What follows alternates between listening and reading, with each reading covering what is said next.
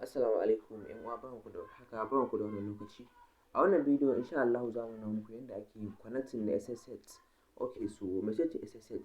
SSH service ne wanda yake a cikin kwamfuta ko website wanda yana da matuƙar hatsari sosai da sosai. Idan har attacker ya samu wannan SSH ɗin naka a kunne, okay, so direct zai iya exploiting ya shiga cikin kwamfutar ka ko kuma ya brute forcing ya fasa password ɗin ya shiga ciki. Okay, so wannan SSH ɗin akwai hanya biyu da ake connecting ɗinta a Android phone.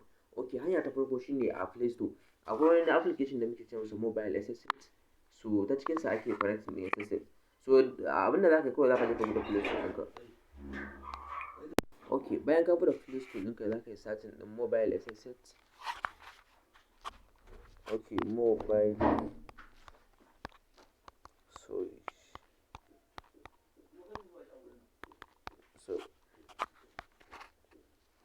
Bayan ka searching ɗinta gashi nan direct za ta yi ma searching gashi nan a farko. So gashi nan za ka ga yanzu za ta buɗe mana. Okay, so bayan ta buɗe gashi nan tana ce mana mai updating ɗinta. So ku za ta nuna muku da ku install ne, sai ku install ɗinta kan computer ku. So anan za mu yi amfani da Termux ne nan.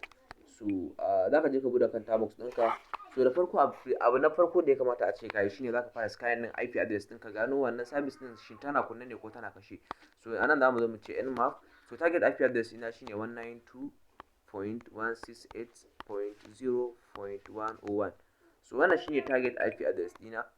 Okay, so wannan anan muna so mu connecting din SSH ne. So SSH by default tana zuwa akan port 22 ne nan.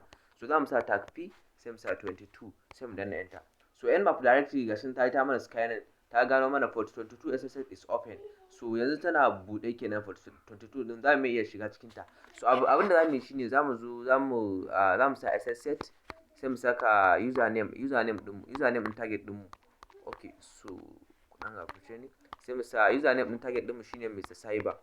So muna so sai mu saka IP address ɗinsa anan 192.168.0.101. so muna danna haka muna rubuta haka zamu danna enter. So okay, mun danna enter.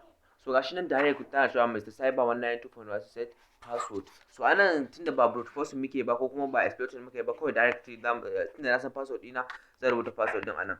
So ina danna 1234 shine password ɗina sai in danna enter. Ina danna enter directly gashi nan kuna ganin ta wuce ne cikin kayan logs ɗina.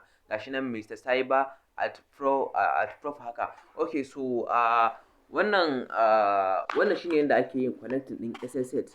Okay, so yanzu wannan ka shigo cikin computer target ɗinka ne, ko me zaka iya mana a nan gurin. Yanzu zan iya zuwa in ce sudo sai in ce shutting down.